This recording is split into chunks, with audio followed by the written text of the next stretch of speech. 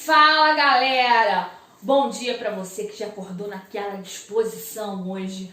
Vai estudar a beça, vai sair daqui, ó, afiadíssimo. Bom, gente, nós já falamos, né, na aula anterior nós falamos sobre as crises do petróleo. Tanto de 73 quanto de 79, tá? Que elas tiveram um propósito semelhante, ok? A partir das crises do petróleo, o que vai ser feito? Bom, a gente vai precisar o quê? Consumir menos, gastar menos petróleo. Gente, a gente pensa em petróleo somente como combustível, né? A produção de petróleo ela não gera apenas gasolina, diesel, gás natural. A produção de petróleo, eu faço plástico, todos os componentes plásticos eles são oriundos do petróleo. E se a gente olhar para nossa casa, a maior parte das coisas tem algum plástico, né? A sua televisão, a carcaça da sua televisão, né? O seu telefone, né? Eu tenho vários componentes que derivam de questões plásticas. O chiclete que você mastiga, ele é derivado do petróleo. Então eu tenho diversos derivados do petróleo. Então surge uma necessidade de a gente o quê? Diminuir esse consumo, né, do petróleo, diminuir. Bom, para isso então, você começar a colocar em xeque a questão do Fordismo, né?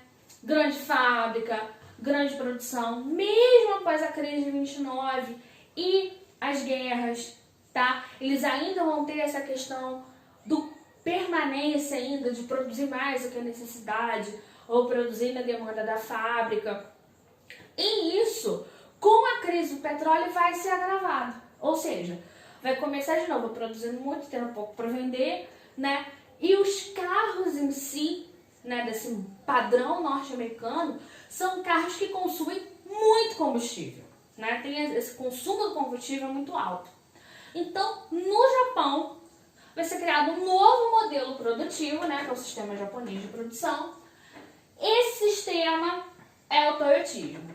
Galera, dá uma olhadinha aqui, né? Copia pra gente voltar daqui a pouquinho, ok? Bom, gente, vamos lá então. Toyotismo, né? Então, o toyotismo ele vem nessa questão da diminuição da oferta de petróleo no mundo. Então eu preciso fazer o quê? Carros mais eficientes, mais econômicos, mas eu vou ter que dar uma mexida não só na economia de combustível. Eu preciso economizar como um todo na minha fábrica. E a gente vai começar pelo próprio tamanho da fábrica. Quando você vê as grandes empresas norte-americanas, Ford, Chevrolet, enfim, você vê empresas enormes, grandes pátios, né? Gente, eu tenho o Japão, que é um país pequenininho, várias ilhas, eu tenho condição de fazer uma fábrica que às vezes ocuparia o território de uma ilha inteira? Não, então eu tenho que começar, enxugando o tamanho da fábrica. Disso para isso. E como é que eu vou conseguir fazer isso? Primeiro, eu vou acabar com aquela questão da esteira do Ford, né, que tinha um trabalhador em cada local. Agora eu vou fazer o quê? Eu vou criar equipamentos, né, que sejam multifuncionais. Por exemplo, a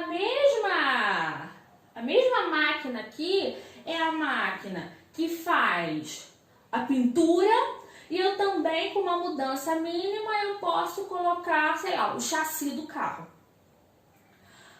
Gente, é que vocês são novinhos, mas quando eu era adolescente, se você quisesse ter todo o paramental lá do computador, você ia ter uma impressora, que era um trambolho desse tamanho, mais um scanner, que era um trambolho deste outro tamanho.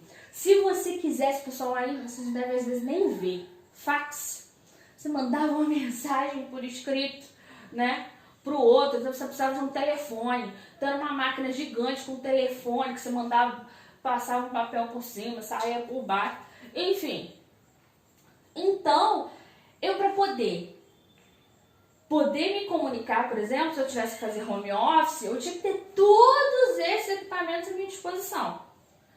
Hoje eu compro por um valor bastante acessível, o quê? Uma multifuncional. Eu não compro impressora, eu compro uma multifuncional. Ela, eu consigo imprimir, eu consigo escanear, eu consigo fazer, né, xerox. E se você ainda for muito das antigas de trabalhar com fax, ainda tem umas máquinas que vem um telefoninho acoplado para você mandar seu fax. Ou seja, aquilo que eu demandava vários equipamentos, eu já demando um só. No tamanho, talvez, da impressora ou um pouquinho coisa maior. Então, ele vai investir, eu preciso diminuir o tamanho da empresa, ele vai investir nesses equipamentos multifuncionais, ou seja, eles podem fazer várias tarefas. Gente, para operar um equipamento multifuncional, eu posso ter um trabalhador altamente especializado, que só sabe apertar um botão, apertar um parafuso? Não. Eu tenho que ter um trabalhador que ele passa a ser um trabalhador que a gente vai chamar aqui de polivalente. Polivalentes são o quê? Múltiplos, valentes seriam as habilidades, então seriam múltiplas habilidades. Então ele tem que saber operar a máquina na hora que ele vai pintar, saber operar a máquina na hora que vai colocar o chassi, saber operar a máquina quando tiver que colocar, sei lá, a suspensão. Então tudo isso esse trabalhador vai ter que fazer. Ah, professora, enquanto no Fordismo, agora uma voz do além também na aula. Enquanto no Fordismo você vai ter uma ultra especialização daquele trabalhador, aqui no Toyotismo você vai ter o quê? Uma ultra flexibilização desse trabalhador. Esse cara, ele é extremamente flexibilizado. Ele sabe fazer de tudo. Não existe um problema. Ah, eu pinto o carro, mas se o camarada que bota o chassi faltou, ele consegue lá cobrir o cara, porque o maquinário é todo muito semelhante. Então você tem esse... O mesmo maquinário que faz você tem esse trabalhador muito flexibilizado. E outra, você tem as coisas agora, você não precisa de grandes estoques. Você tem os produtos basicamente feitos sob encomenda. Bom, gente, voltando aqui. Então eu tenho um trabalhador polivalente. Ah, professora, mas esse não diminui o ritmo do trabalho? Não. Ah, você falou que ele era tão especializado que ele fazia um negócio muito rápido. Sim, ele fazia um negócio muito rápido. Mas ele não conseguia fazer absolutamente mais nada. Aqui eu já tenho um nível de automação da fábrica maior. Esse trabalhador, né, ele consegue operar, né, os diferentes equipamentos, ele tem vários talentos e ele também é treinado a exaustão para poder fazer aquilo ali muito rápido, tá? Uma outra coisa que a gente vai chamar aqui sistema de qualidade total. Por que os carros japoneses são conhecidos pela sua qualidade? Por esse sistema. Como funciona isso? Por exemplo, tá? Eu tenho, isso aqui é um Honda Civic, tá? Ele tá sendo aqui, ou um Corolla, que é da Toyota, né? Então eu tenho um Corolla aqui que está sendo produzido. Digamos que aqui, no momento em que está se colocando, sei lá, o airbag, o trabalhador, o Joãozinho, que não é o Joãozinho lá no Japão, ele fez o quê? Ele identificou que o cara que colocou o freio antes dele que tá com um problema nessa linha de produção. Do freio tá saindo alguma coisa que não tá condizendo. Como nós já falamos lá no Fordismo, o que acontece? O Ford, ele... Ah, eu vi que tem um problema na linha? Ótimo, vou continuar produzindo. Vou jogar esses carros todos no mercado. Depois, quando tiver um problema, se tiver, o cara volta aqui e eu conserto. No modelo japonês, o que vai acontecer? Opa, o cara do airbag identificou que o freio tá ruim. O cara do airbag, ele tem autonomia para parar a fábrica. Pô, professora, vou botar tudo na mão de um cara, ele tem capacidade, ele identificou aquele problema, ele, paramos esse pedaço da produção aqui, tá? E a partir daí eles vão trabalhar para poder o quê? Sanar aquele problema dentro da fábrica. Então, quando o carro vai para a rua, ele não vai com um possível problema. Então, por isso que eles são reconhecidos por ter uma mecânica impecável. Porque se eu identifico alguma coisa que possa gerar um problema na produção, eu interrompo essa produção, né, o mais rápido possível, logo assim que isso seja identificado, para que esse carro não vá à rua. Tanto que se vocês repararem, por exemplo, tem grandes assim, né, companhias de recall das empresas, você vê que o número de recall, ou seja, das empresas Volks, Renault, Ford, Chevrolet, elas têm um número muito maior de recalls, ou seja, quando se descobre que tem um problema, o problema já está lá na rua e bem assim, enfim. E aqui eles priorizam por esse sistema da qualidade total, o que é interessantíssimo. Uma outra coisa, eu tenho a flexibilização da produção. O que significa flexibilizar uma produção? Por exemplo, no início lá do Fordismo, quando a gente tinha o Ford T, que a professora Úrsula falou, Ford, ele inventou um lema fantástico. Todos podem ter o carro da cor que quiser, desde que ele seja preto. Aí você, eu posso ter o carro da cor que eu quero, mas ele tem que ser preto, então não é da cor que eu quero. Calma aí, você tem razão. Só que ele vendeu esse preto, gente, o carro é um artigo muito caro. Então ele vende essa cor, esse preto, como um símbolo de status, elegância, glamour. Então todo mundo vai querer o quê? Um carro preto. É lógico que nas décadas posteriores, a gente vai ter uma mudança aí de cor, né? Não vai ter tantas cores quanto hoje, mas eu tenho novas cores nos carros, porque justamente surge essa questão da demanda. Mas um modelo toyotista que, né, surge com a Toyota, ele vai perceber o seguinte: a padronização do produto é muito boa, ela serviu por muito tempo. Só que agora eu tenho um consumidor que não necessariamente quer ter um carro igualzinho. Gente, se você pegar um Fusca dos anos 70, né, independente aí do ano, você vai ver que o Fusca, ele muda a cor. A não ser que o proprietário tenha dado uma reforma geral, né, ele vai estar todo dentro daquele padrão. Num carro japonês, não. E isso depois vai migrar para outros estilos de produção. Eu, quando chego lá, eu quero um Corolla, né? Ótimo, eu quero um Corolla de que cor? Aí me dão uma cartela gigante de cores. Aí eu quero assim, eu quero essa cor. Olha, eu tenho a opção do banco de tecido assim, do banco de tecido com couro, do banco de couro assado. Gostei do banco de couro. Aí você vai e põe.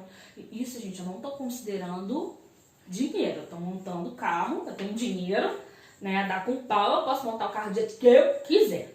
Aí eu pego e falo assim, olha, tem um kit aqui que vai colocar seu carro com uma esportividade maior.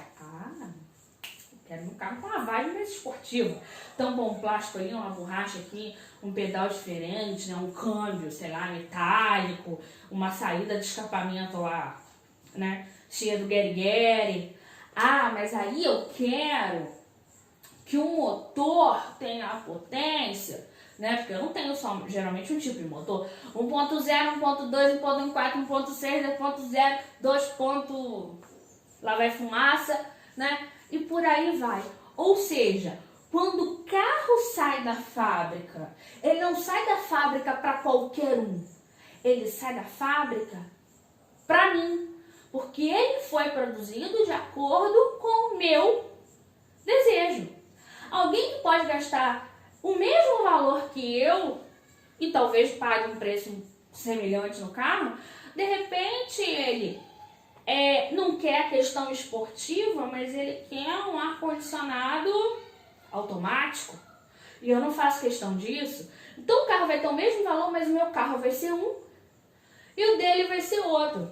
Então eu tenho uma flexibilização da produção. É lógico que eu tenho peças iguais, eu não vou oferecer 20 variedades de banco, enfim.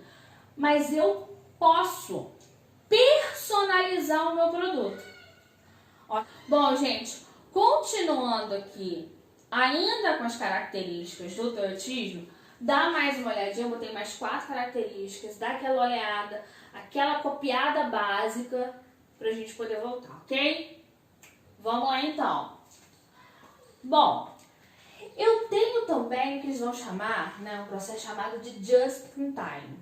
Gente, eu falei pra você que eu personalizo, em certo sentido, o produto, eu flexibilizo a produção dele. Falei que eu peço o carro do jeito que eu quero, não é isso? Agora, vem cá, eu chego, eu faço o pedido do carro, sei lá, daqui a 60 dias alguém vem e diz assim, ai, Michelle, seu carro tá pronto. Ou seja, eu tenho uma produção conforme a minha demanda. Eu não produzo nem a mais, nem a menos. Ah, professora, mas não tem estoque nenhum, não vou dizer que é estoque zero, mas é um estoque mínimo. Então, por exemplo, eu tenho o carro padrão, eu tenho um Corolla padrão, que está lá na minha fábrica, com a motorização padrão, não sei o quê. E aí, quando chega um pedido, olha, eu quero carro azul turquesa com a roda assim, ou seja, eu vou personalizar aquilo ali. Eu tenho uma base e a partir daquela base que a gente vai trabalhar, Então eu tenho um estoque assim mínimo. Então por isso que os carros hoje eles demoram tanto para ser entregues, A não ser que você vá, sei lá, na loja, se apaixone pelo carro que está ali no salão vendendo e a pessoa te vendo aquele carro. Do contrário, você vai ter um longo tempo aí de espera. Gente, o trabalhador no Fordismo, ele é um trabalhador muito... ele não tem nenhuma forma, ele não tem autonomia, Ele não tem nenhuma gerência sobre a produção, Ele é aquele muito especializado. Aqui eu tenho um trabalhador, que tem que ter um conhecimento amplo. Tem que ser uma pessoa escolarizada, tá? Bom, e por que eu botei aqui bonificação do trabalhador? Nesse tipo de empresa, eu valorizo a inovação, Digamos que eu trabalho na Toyota, na Honda, enfim, e aí eu identifiquei que se eu mudar um negocinho ridículo no carro, sei lá, o formato do parafuso X, e que esse parafuso vai demandar um pouquinho menos de metal e que esse parafuso vai economizar 2 centavos de dólar. É você. A pessoa economia de 2 centavos.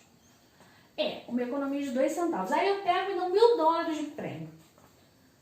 Ô, professora, você só vai gerar 2 centavos. Isso se usar só um desses parafusos no carro, tá? E imagina os milhões de carros que são produzidos naquele ano ou nos anos subsequentes. Quanto esses 2 centavos por aquele parafuso, vai gerar de lucro para a empresa no final de um período? Esses $1.000 aí que eles vão te dar dando por 2 centavos de dólar que você economizou, para você, enquanto trabalhador, vai fazer uma diferença, e para a empresa que ele vai fazer uma diferença maior ainda. Então eu tenho essa questão desse incentivo à inovação. Eu incentivo o trabalhador a sempre estar criando algo novo. Ah, mas eu não fiz uma coisa que gere economia, mas eu criei um componente do carro que dá uma segurança a mais. Se eu posso vender aquilo como um componente extra, então eu também posso ganhar dinheiro com aquilo, então também posso dar um bônus a esse meu trabalhador. Então eu estou sempre estimulando a qualificação do trabalhador. Eu estou sempre estimulando, né, a inovação, né, ou no produto, ou no processo, enfim, algo que sempre vai acarretar um ganho para a empresa.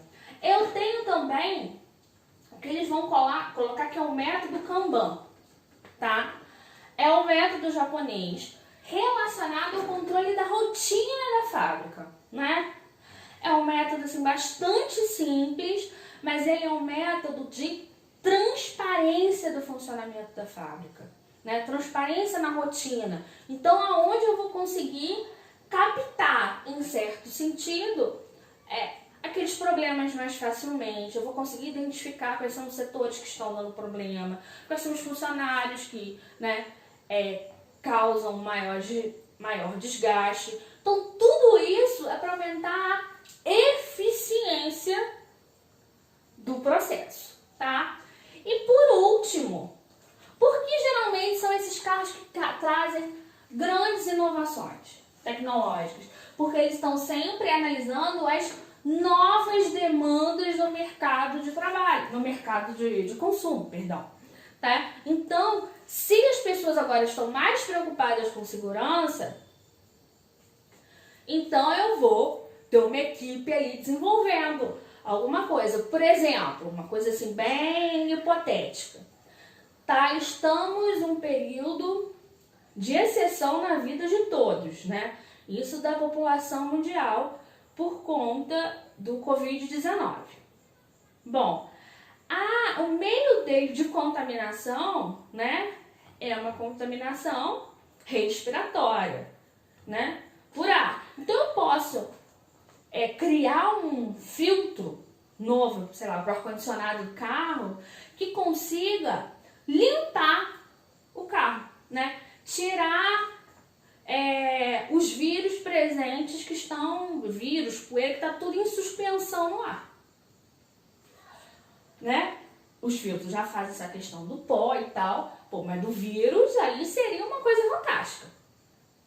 Então, se esse carro fosse fabricado hoje e esse filtro tivesse disponível hoje no mercado, você pode ter certeza que teria uma corrida, não vou dizer, né, as fábricas para as pessoas poderem comprar esse novo filtro. Então, eu estou sempre atento àquilo que o mercado quer. Galera, até a próxima aula. Muito obrigada.